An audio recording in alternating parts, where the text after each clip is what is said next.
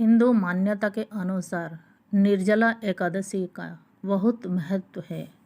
यदि कोई पूरे साल भर का एकादशी नहीं कर सकता है तो यह एक निर्जला एकादशी व्रत करने से उसको पूरे साल भर का एकादशी का फल प्राप्त हो जाती है।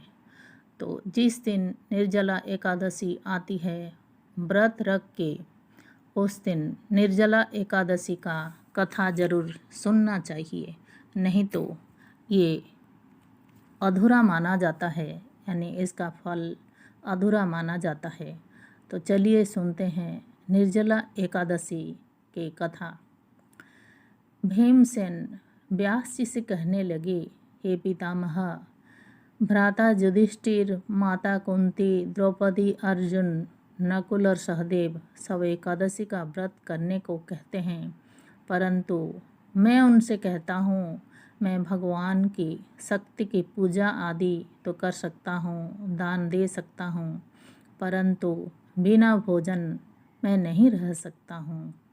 इस पर व्यास जी कहने लगे, हे भीमसेन, यदि तुम नरक को बुरा और स्वर्ग को अच्छा समझते हो तो प्रति मास की दोनों एकादशियों को अन्न मत खाया करो। भीम कहने लगे, हे पितामह, मैं तो पहले ही कह चुका हूँ कि मैं भूख सहन नहीं कर सकता। यदि वर्ष भर में कोई एक ही व्रत है तो आप मुझे बताइए, क्योंकि मेरे पेट में ब्रुक नामक एक अग्नि है, इसीलिए मैं बिना भोजन के नहीं रह सकता। भोजन करने से ही वो शांत रहती है। अतः आप मुझे कोई ऐसा व्रत बताइए जो वर्ष में केवल एक ही बार करना पड़े और मुझे स्वर्ग की प्राप्ति हो जाए। श्री व्यास जी कहने लगे, हे पुत्र, बड़े बड़े ऋषियों ने बहुत शास्त्र आदि बनाए हैं जिनसे बिना धन के थोड़े परिश्रम से ही स्वर्ग की प्राप्ति हो सकती है। इसी प्रकार शास्त्रों में दोनों पक्ष की एकादशी का व्रत मुक्ति के लिए रखा जाता है। व्यास जी के वचन सुनकर भीमसेन नरक में जाने के नाम से भयभीत हो गए और कांप कर कहने लगे, अब मैं क्या करूं? मास में 2 व्रत तो मैं नहीं कर सकता, हाँ वर्ष में 1 व्रत अवश्य कर सकता हूँ। यह सुनकर व्यास जी कहने लगे, वृषभ और मिथुन की संक्रांति के बीच ज्येष्ठ मास के शुक्ल पक्ष की जो एकादशी आती है उसका नाम निर्जला है। तुम उस एकादशी का व्रत करो। इस एकादशी के व्रत में स्नान और आचमन के सिवा जल वर्जित है। आचमन में 6 मास से अधिक जल नहीं 6 मासे से अधिक जल नहीं होना चाहिए, अन्यथा वो मद्यपान के समान हो जाता है। इस दिन भोजन नहीं करें, क्योंकि भोजन करने से व्रत नष्ट हो जाता है। यदि एकादशी को सूर्योदय से लेकर द्वादशी के सूर्योदय तक जल ग्रहण न करें तो उसे सारी एकादशियों की व्रत का फल प्राप्त होता है।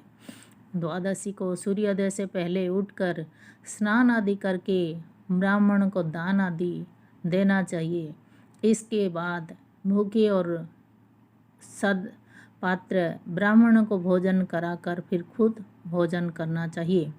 व्यास जी कहने लगे, हे भीमसेन, मुझको स्वयं भगवान ने बताया है। इस एकादशी का पुण्य सब तीर्थों और दानों से अधिक है।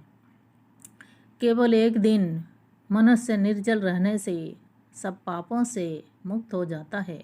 जो मनुष्य निर्जला एकादशी का व्रत करते हैं उनकी मृत्यु के समान यमदूत आकर नहीं घेरते हैं, वरना भगवान के पार्षद उसे पुष्पक विमान में बिठाकर स्वर्ग को ले जाते हैं।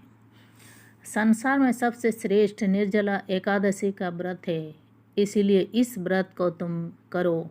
उस दिन ओम नमो भगवते वासुदेवाय इस मंत्र का उच्चारण करना चाहिए और गोदान करना चाहिए। इस प्रकार व्यास जी की आज्ञा अनुसार भीमसेन ने इस व्रत को किया। इसीलिए इस एकादशी को भीमसेनी या पांडव एकादशी भी कहा जाता है। निर्जला व्रत करने से पूर्व भगवान से प्रार्थना करें कि हे भगवान, आज मैं निर्जला व्रत करता हूँ, दूसरे दिन भोजन करूँगा। मैं इस व्रत को श्रद्धापूर्वक करूँगा, अतः आपकी कृपा से मेरी सब पाप नष्ट हो जाएं। इस दिन जल से भरा हुआ एक घड़ा वस्त्र से ढककर स्वर्ण सहित दान करना चाहिए, पर स्वर्ण नहीं हो सकता है तो चना दाल जरूर दान करें। जो मनुष्य इस व्रत को करते हैं उनको करोड़ों फल सोने के दान का फल मिलता है। जो इस दिन यज्ञादिक करते हैं उनका फल तो वर्णन ही नहीं किया जा सकता है।